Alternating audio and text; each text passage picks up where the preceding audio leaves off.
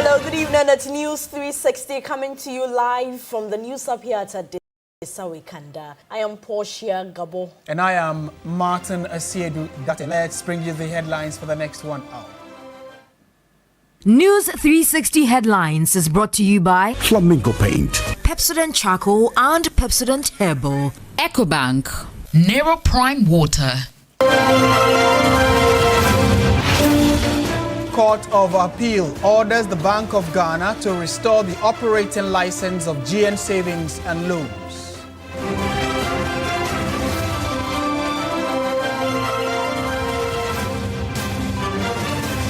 Also tonight, we are in the Adaklu West District, where access to quality education remains a daily struggle as hundreds of pupils continue to study under trees due to poor school infrastructure.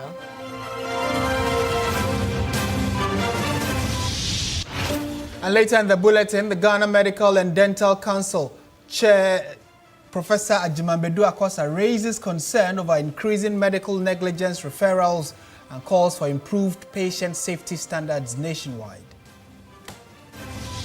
In business news, Bank of Ghana targets cross-border trade with ECD as digital currency project, which moves beyond pilot stage.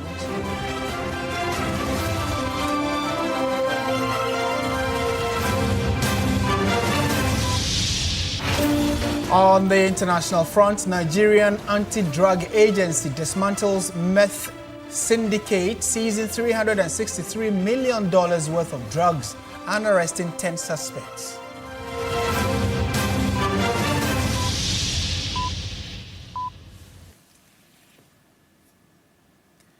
It's a packed bulletin. We want you to be a part of it. We are live around the world on 3news.com and also streaming on 3news.com. The news now in detail, and the Court of Appeal has by a unanimous decision restored the license of GN Savings and Loans Company Limited. That was after a 3-member panel of the second highest court quashed the decision of the High Court, which upheld the revocation of the license on grounds that the decision to revoke the license was unfair and unreasonable. By the judgment, both the decision to revoke the license and the High Court decision to uphold same has been quashed.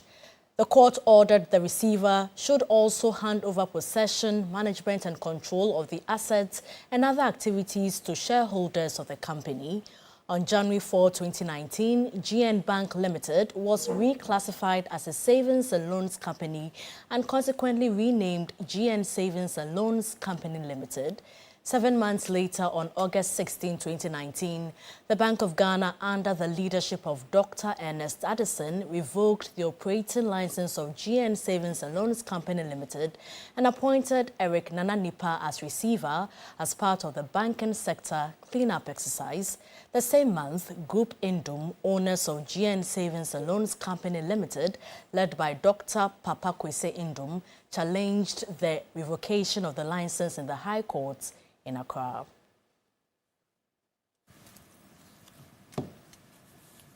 We're staying in the courts now, back to political stories, and the General Secretary of the opposition New Patriotic Party, Justin Kodua Frimpong, has disclosed that the party will petition the Chief Justice for the removal of Circuit Court Judge, His Lordship Joseph Yenuban Kunsong.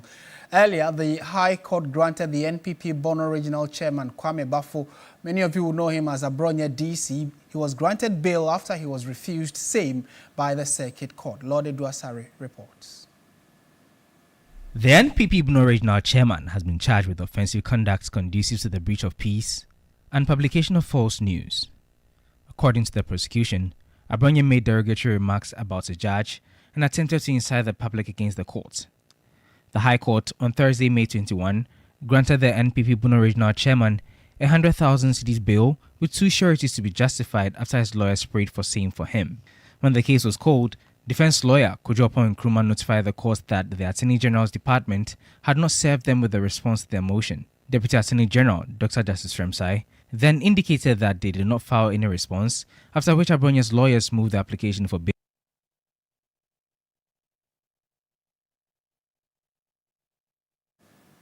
We'll bring you more on that particular story. Now, the family of Charles Henry Emisa, the young engineer who died in February after being turned away from 3 public hospitals in a single night, has filed a suit at the High Court of Justice in Accra.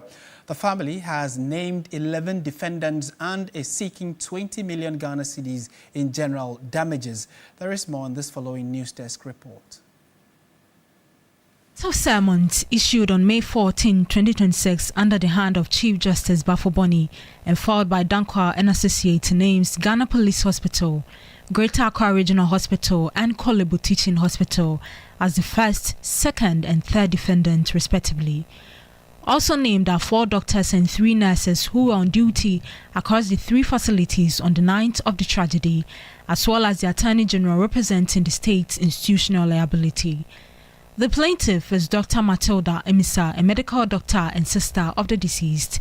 The action comes weeks after a ministerial commission of inquiry established by the Minister of Health on February 23, 2026, submitted its report on May 6, 2026. The committee, chaired by retired pathologist and former Director General of the Ghana Health Service, Professor Ajiman Bedu Akosa, and including emergency medicine consultants and senior health officials, concluded that Emisa's death was avoidable and that the first through the 10th defendant had been negligent in the handling of the patient. The report recommended disciplinary action against the health professionals involved and called for systemic reforms in Ghana's emergency care system. The plaintiff's statement of claims sets out 7 specific areas of negligence against the defendants. Failure to provide emergency stabilization despite visible trauma and deterioration. Failure to conduct vital assessment. Failure to provide emergency triage. Failure to provide temporary intervention. Failure to provide trolley stabilization, failure to rapidly assess and prioritize care based on the severity of the patient's condition, and failure to escalate internally. All 11 defendants have been commanded by the court to enter an appearance within 8 days of service of the writ, failing which judgment may be entered against them in their absence. The defendants are yet to respond formally to the suit. This case raises questions about the state of emergency care in Ghana's public hospitals and the accountability of health professionals and institutions when patients are turned away from care. Meanwhile, Chairman of the Board of the Ghana Medical and Dental Council, Professor Ajiman Bedu Akosa, says the growing number of medical negligence cases being referred to the council is worrying. He was speaking at the 14th Annual Ghana Association of Radiologists Scientific Meeting, where he urged all medical and health practitioners to demonstrate primary health concerns to patients. Can't work in anonymity, and I think that is the first thing that we should all understand. If we think you do, life is changing. You have knowledge and skill, and use it. And don't hide under systems failure. If you can intervene, somebody's had an injury, if you can pack the wound and set up an IV, do you need bed? Do you need systems to be able to do that? Please, when you say that the health and well-being of your patient is your primary concern, please demonstrate it. Please demonstrate it. And I think it is important that whether it is something that we didn't think would happen, it is happening. The number of people who are sending cases to the Medical and Dental Council, it is worrying. It is worrying.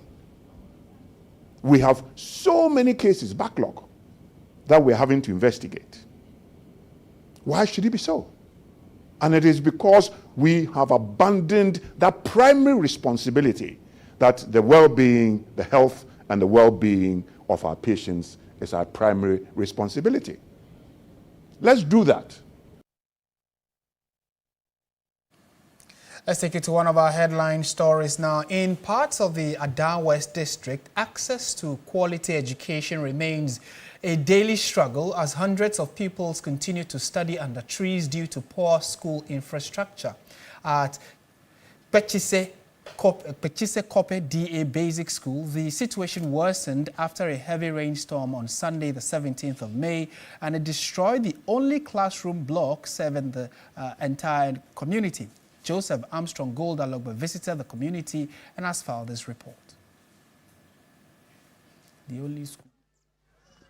Under the scorching sun and at the mercy of changing weather conditions, pupils of Pechise Kope DA Basic School continue to pursue education in the open. From kindergarten to junior high school, teaching and learning take place under trees due to the absence of adequate classroom infrastructure. For years, both teachers and pupils have had to adapt to these hard conditions despite the obvious discomfort and distractions. A visit to the school revealed kindergarten pupils seated on dusty ground struggling to pay attention during lessons. For pupils exhausted by the heat and uncomfortable environment are often seen sleeping during class hours.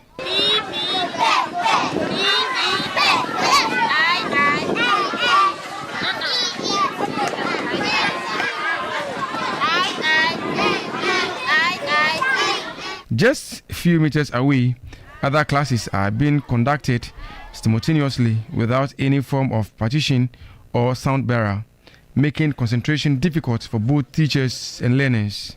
But the situation took a dramatic turn on May 17 when a heavy rainstorm ripped through the community and brought down the school's only classroom block. The collapse has left pupils and teachers with no option but to rely entirely on outdoor learning spaces.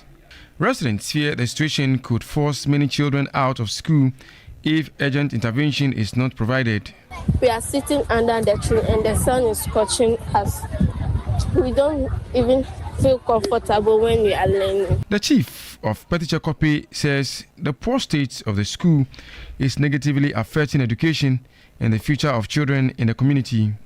The students have been moving aimlessly in the community. And you know, education is our future. The future of the community lies in the young ones. So without education here, we don't think that we can produce any proper people to handle the affairs of this country. Because there is no place for them to sit. They leave the school, go and then join their boyfriends and girlfriends. At the end of the day, we have a lot of people dropping out of school as a result of this pregnancy. The Adan West District Director of Education, Dr. Stephen Arthur, describes the situation as worrying and says Pechise Kope is just one of several schools in the district battling several infrastructure challenges. Reports have already been submitted to the district chief executive. If you go to Tofloko JHS, they are sitting on the trees and have reported it to the assembly. And the Petu Hall 2, the structure is manned and is not in good shape. All these things have been captured in my report. And you know, the demands of the district is so enormous, and so the district is working on it step by step based on resource availability. According to the Education Directorate, some parents are reluctant to enroll their children in schools without proper classrooms. The director further revealed that teenage pregnancy remains a growing concern within the district's educational system. He disclosed that 10 female candidates who sat for the just-ended BEC were pregnant compared to 18 cases recorded last year. This year, the BEC recorded about 10 pregnancy cases. It was a drop because last year we had 18 and this year it reduced to 10.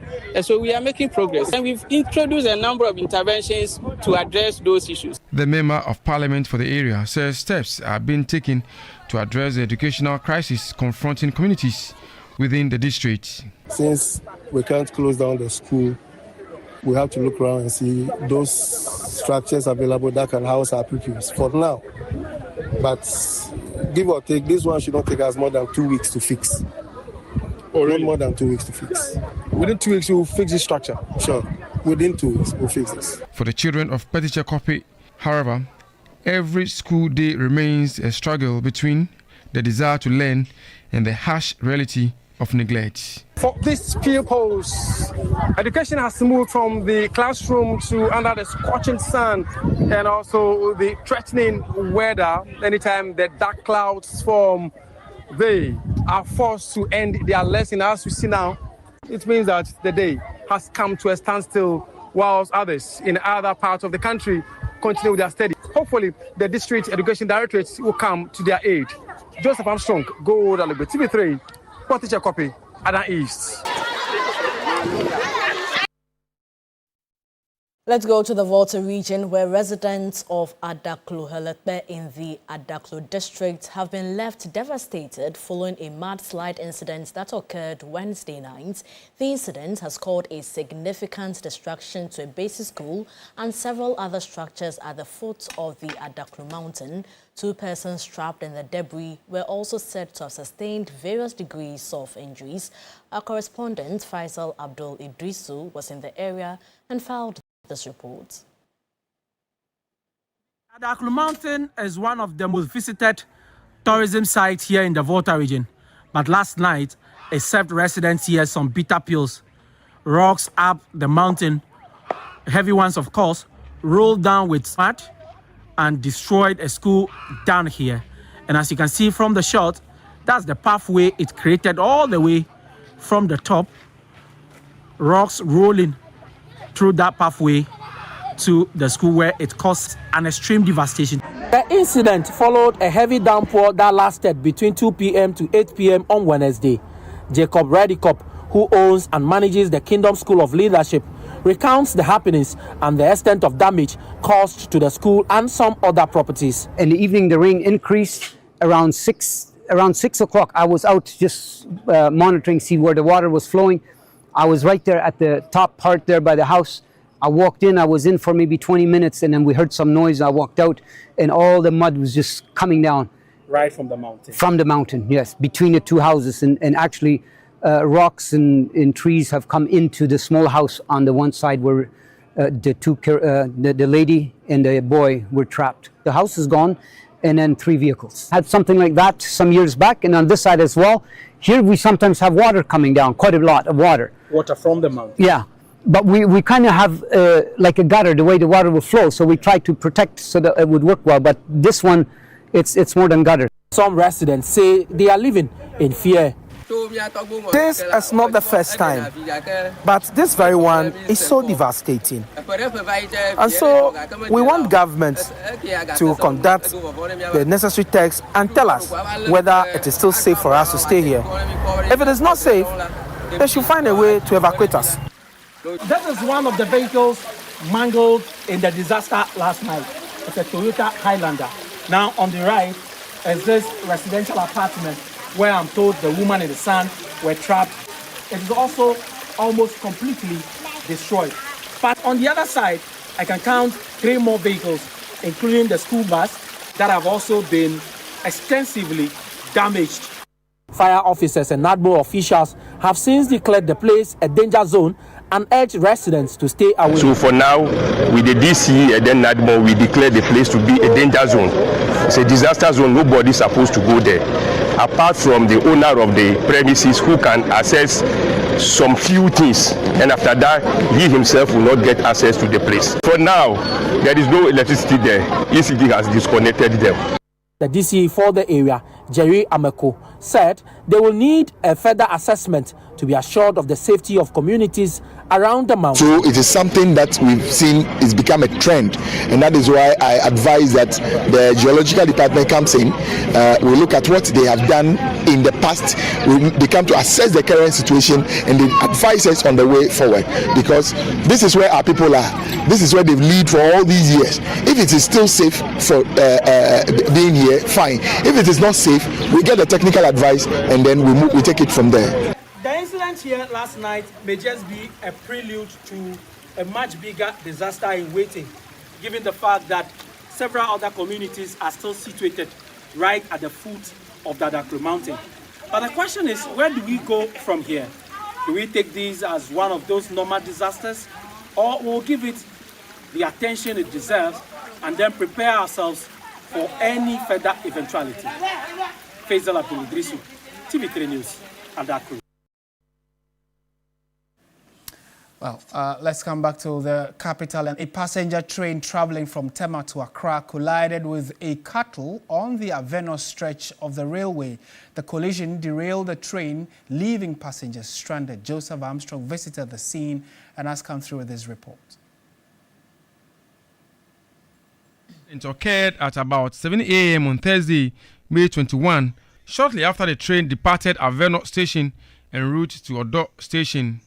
Passengers on board were compelled to alight immediately after the accident, as rail services on the corridor were suspended.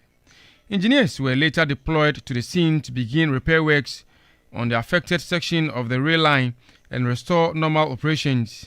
We have to assess the degree of component that had spoiled, and also the maintenance works involved in it. If there are certain things that we're supposed to go and buy, then we buy to replace the spoiled one. Has the owner been arrested already? Apparently, we've not found the owner yet because the car was tied on the track, and when such a thing happened, they all despair. Technical officers also commenced assessment to determine the extent of damage caused to the track and the train. Some eyewitnesses told the news team that the train operator had attempted to control the situation moments before the impact. According to them, the operator managed to slow down and stop the train after the collision, preventing what could have been a more serious disaster. It's a big cow. It's a big cow. I think the day before yesterday, somebody came and bought it 450 million OCDs. 450 million? OCD. Somebody. 45,000. 45,000. Somebody come and bought it like that. The person says 600,000. So it's a big cow. Somebody offered to buy this cow for 45,000. 45,000. And the owner refused. The owner refused. Sometimes it is a train they come, train they give on. Now somebody too they cross the road. It's not fine. Others took advantage to rush for the meat. I'm waiting for the meat. The head is there for under. Yeah, because of the head we are there here. The accident brings to the fore the disregard for safety and the non-enforcement of laws in the country. Several sections of railway lines have been invaded by encroachers, with authorities doing nothing to address the situation. This incident should serve as a wake-up call for drastic action to avert a future disaster that could lead to loss of lives. People are having their knives ready to get share of the cow that has been trapped under the trail line. Hopefully we'll see the owner of the cow, and then the necessary sanctions that needs to be given to him will be given to him to deter people in future from allowing their cows to cross the rail line without control. Joseph Armstrong, Go Adaklu, TV3. I'm sure many of you are quite surprised, as many of us in the studio as well. Well, let's go to our earlier story having to do with politics, and the General Secretary of the opposition New Patriotic Party, Justin Kodua Frimpong, has disclosed that the party will petition the Chief Justice for the removal of Circuit Court Judge, His Lordship Joseph Yenuban Kunsong. Earlier, the High Court granted NPP's Bono Regional Chairman Kwame Bafo, many of you know him as Abronye DC, bail after he was refused same by the Circuit Court. There's a report by Lord Edwasari. The NPP Bono Regional Chairman has been charged with offensive conduct conducive to the breach of peace and publication of false news. According to the prosecution, Abronye made derogatory remarks about a judge and attempted to incite the public against the court. The High Court on Thursday, May 21, granted the NPP Bono Regional Chairman 100,000 cedis bail with 2 sureties to be justified after his lawyers prayed for same for him. When the case was called, defense lawyer Kojo Nkrumah notified the court that the Attorney General's department had not served them with a response to their motion. Deputy Attorney General Dr. Justice Remsai then indicated that they did not file any response, after which Abronye's lawyers moved the application for bail. Presiding Judge Abdul Basit ordered Abronye to report to the police CID every fortnight and directed him to deposit his travel documents to the court registrar. He is to only travel outside the jurisdiction with permission from the registrar. NPP General Secretary Justin Frimpong Kodua, after expressing satisfaction with the ruling, indicated that action will be taken against the Circuit Court judge handling Abronye's case. We find the conduct of trial judge as unacceptable, to some extent a misconduct. It's not something that we are going to just let go. We are filing a petition to the Chief Justice for Justice Yenuban Kunsong to be removed from the case of the Republic versus Abronia, because we believe that he has taken stand in the case and he cannot be a judge in his own case. Commenting on the seeming tensions born out of the arrest of NPP enthusiasts, MP for Fason Erebi, Kojopo Nkrumah cautioned the government. What we are saying to the authorities who are doing the intimidation is that they should stop the intimidation. They should stop the abuse of 207 and 208. If they do that, there will be no trigger for the tensions that are rising. Lord Idrasari, TV3 News, Accra. And away from the court, National Democratic Congress Chairman Johnson Isiedun Ketia has urged calm among supporters in Nyankpala following the death of party activist Haruna Saibu, also known as Alhaji. He says the party is committed to pursuing justice for those killed during the 2024 elections. What began as a tent gathering of grieving and frustrated youth in Nyankpala gradually turned into an emotional appeal for calm, unity and justice.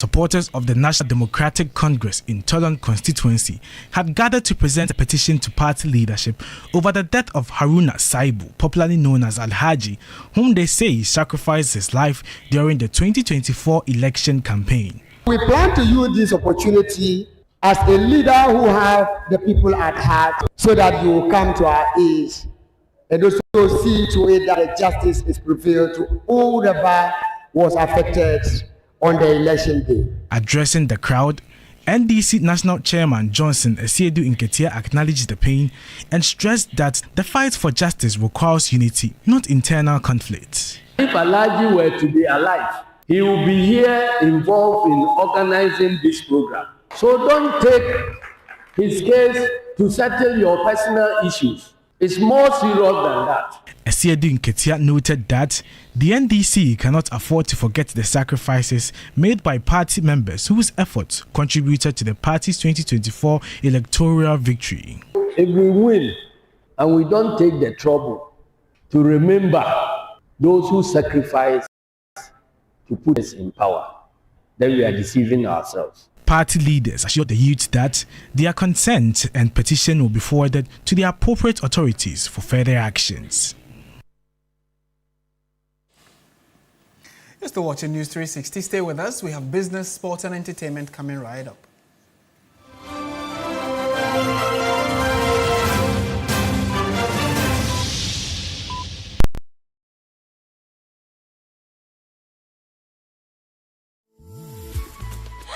I love President.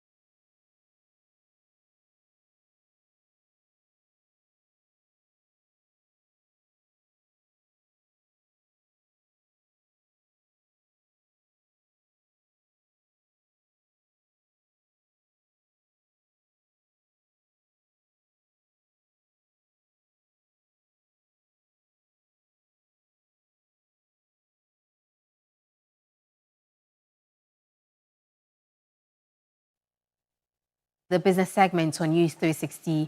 I am Minu Afol.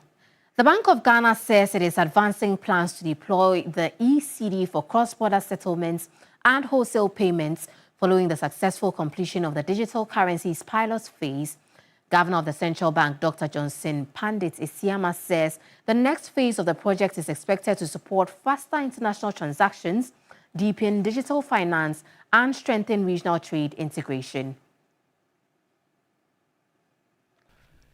The ECD project has now completed its design, implementation, and pilot testing stages, with the central bank shifting focus toward how the digital sovereign currency can now be integrated into Ghana's evolving financial market ecosystem. Speaking at the opening of the 64th ACI World Congress in Accra, Governor of the Bank of Ghana, Dr. Johnson Isiama, said financial markets across emerging economies are becoming increasingly digital, interconnected, and innovation-driven. The ECD, Ghana's central bank digital currency, has completed its pilot phase, and we are now actively designing its use for cross-border settlement and wholesale payments. The strategic question is therefore no longer whether to build digital sovereign infrastructure. The strategic question now, here and elsewhere, is what economic activity we choose to enable once we have it. Meanwhile, President of ACI Ghana, Lawrence Osilaja Buampon, says the Congress seeks to deepen international partnerships and attract investor interest into Ghana and the wider African market. Africa's financial market story continues to evolve rapidly, driven by innovation, reform, resilience, and ambition. Now, this Congress therefore provides more than just a platform for discussion. It provides an opportunity to connect, to collaborate, to challenge ideas, to build partnerships, and ultimately to shape the future together. The two-day ACI World Congress, being held under the theme Elevating Markets, Empowering People, brought together financial market professionals, policymakers, and industry leaders from more than 60 countries, with Ghana hosting the event for the first time in 17 years and only the second time on the African continent. Away from that, MTN Ghana has trained more than 200 small and medium enterprise owners in the Eastern region under its SME Accelerate program. The training, dubbed the MTN SME Clinic, aims to bridge technology and business management gaps among SMEs while offering participants 1 year of business visibility and support. Small and medium enterprise owners from various sectors participated in the MTN SME Clinic in Koforidua. Participants benefited from capacity building in bookkeeping, value addition, and digital business operations to improve productivity and competitiveness. MTN Ghana Business Senior Manager for SME Sales, Abubakar Sadiq Muhammad, said SMEs remain critical to the country's socio-economic development, hence the initiative. From the MTN side, we are also ensuring that we give them the necessary tools, i.e. the yellow bees. An SME acquires the yellow bees router. What it does for the SME is that it gives the SME connectivity. So as part of the yellow bees also, we also have what you call the web bees, which allows you to create a website for your business. Website gives you visibility across the globe. He further indicated that women-owned businesses, which constitute a significant portion of the SME sector, would also benefit from MTN's Ejumapa package. 51 to 52% of businesses in Ghana, SMEs in Ghana, are run by women. In that recognition, so this will are giving very affordable mobile voice and data packages in SMS as well. There's an insurance cover for them. The MTN SME Accelerate initiative is expected to benefit SME owners in 6 regions. Some participants say the training and support package will significantly transform their businesses. I've learned is that when you manage your work well, your investments stay business flourish. Let's now look at how the cedi is faring against other trading currencies and how some of our key commodities are faring on the global market.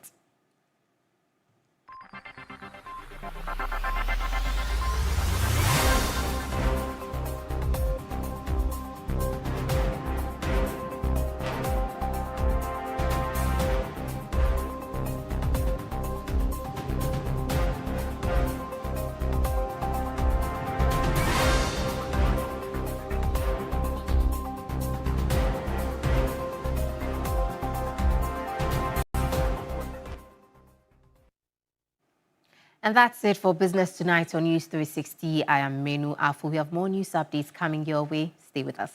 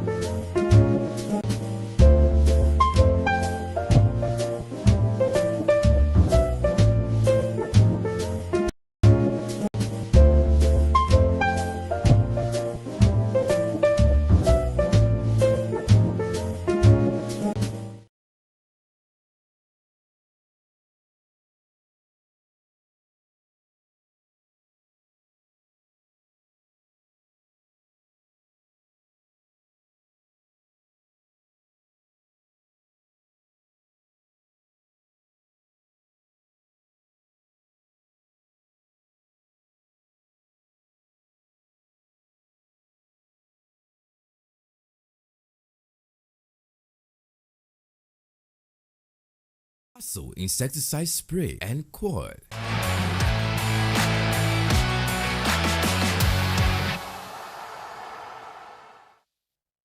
Let's do some sports here on News 360. My name is Mutala Yakubu. Now, with 21 days to the start of the FIFA World Cup, handlers of the Black Stars are yet to announce a provisional squad for the tournament. The delay has sparked conversation among football fans and pundits across the country. Meanwhile, former Black Stars midfielder Emmanuel Ajimanbedu says he remains patient and confident the technical team will make the right decision ahead of the Mundial.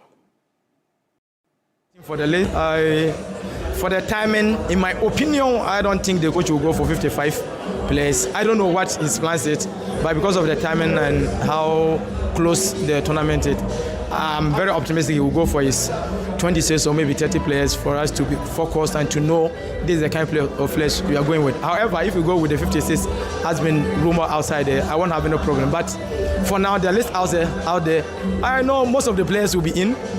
For the timing, I don't think most of the players we had use them in the qualifiers. He will be able to change a lot. Maybe after this friendly game against Mexico, he will try and get one or two to add up to the team, because we lost somebody like Kudus and Salisu in the team, so he will need substitute. But we are here to support. He's very new. His managerial skills and the experience he have will help us a lot. From one ex-player to another, because Samoa Jan has shown his weight behind the Black Stars ahead of the 2026 FIFA World Cup. Jan publicly declared his support on Thursday night following his unveiling as ambassador for national teams and coast football in Ghana. On the playing body, we have to just prepare well. You know, there are a lot of injuries in the team, but everything will depend on the playing body. As an ex-player, I always say I'm a fan of the Black Stars. You know, I've supported the Black Stars. Even when I was playing, I was a fan. You know, so we'll try as fast as possible to use our experience to psych the boys up, to make sure they can deliver. At the end of the day, I'll deliver my speech, I'll deliver my experience, but they have to prove to Ghanaians where we are going. So I'd like to wish everybody luck, especially the Black Stars, for this World Cup. Let's finish off with some youth football, because the Black Starlets media officer, Sheikh Tofik, has acknowledged the emotional intensity surrounding Ghana's upcoming decisive playoff clash against Uganda, especially with qualification to the FIFA Under-17 World Cup on the line and familiar faces involved on both sides. The encounter carries other significance as Uganda's technical direction is led by former Ghana international Lai Kingston, who once coached several of the current Black Starlets players. Here with you, this is a fixture that I wished, never happened. I feel that it's going to be a crack of a game. It's a game that will leave with a lot of memories. It's going to be an interesting. From where Ogum, I know how he's been able to speak to the boys, the team ahead of the South Africa, and how valuable they were. And I'm sure he will come up with something that will give Ghana qualification to the World Cup. They also have to prove a point. They also have to show what they learned from that time and combine it with what they have been currently taught, and show that when they go and get staff, they will be able to stand for Ghana. So it comes with a lot of dynamics. The live factor really is interesting, and it's making the whole game a bit different from how it has been as a normal game. This has become like we have to go out and defend the flag of very high. That's all by way of sports here on News 360. My name is Mutala Yakubu. We take a quick breather. We return shortly.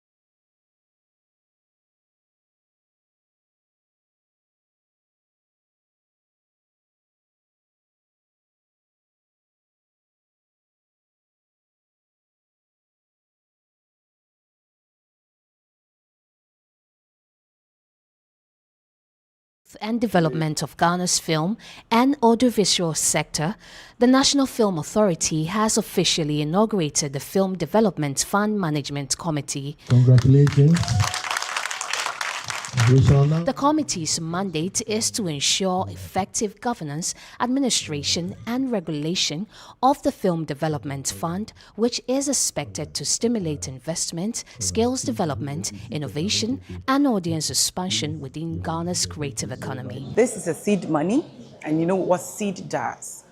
So we're going to be able to use this money responsibly to boost our industry. We need to grow it. We'll not just be growing the industry, we'll be growing the fund and a whole industry and more.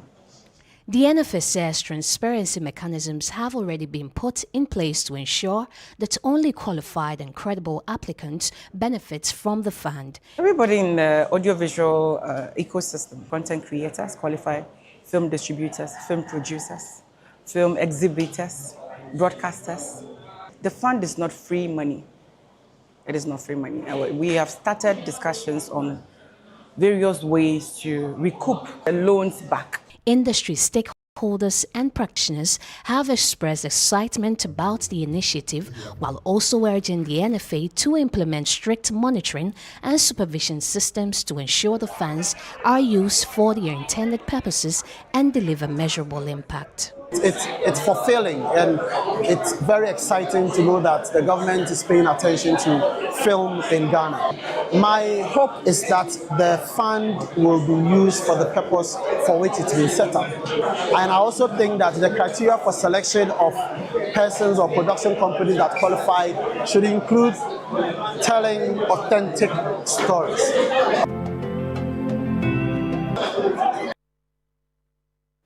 Well, that'll be it for the Entertainment News segment here on News 360. My name is Noella Donko. On the international front, Nigeria's anti-drug agency says it has dismantled a methamphetamine syndicate in the largest seizure of its kind in the country. The operation led to seizure of drugs and chemicals worth about $363 million and arresting 10 suspects, including 3 Mexicans. The National Drug Law Enforcement Agency said late on Wednesday that the coordinated raids on a farm in Ogun State and linked properties in Lagos State, southwest Nigeria, uncovered an industrial-scale clandestine laboratory and yielded 2.4 tons of the drug and chemical materials.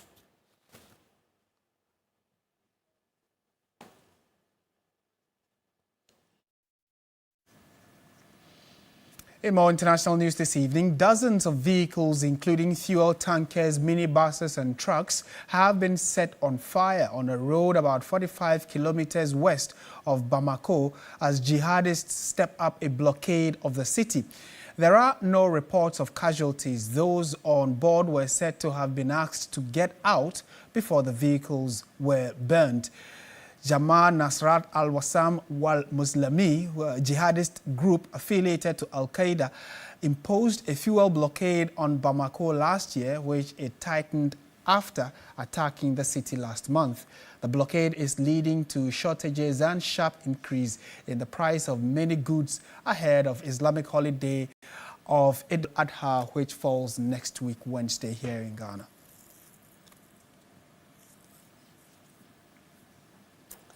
So it's a pleasure sharing company with you for the last 1 hour. Thank you for watching. My name is Martin Asiedu Dat. I am Portia Gabo. Good evening.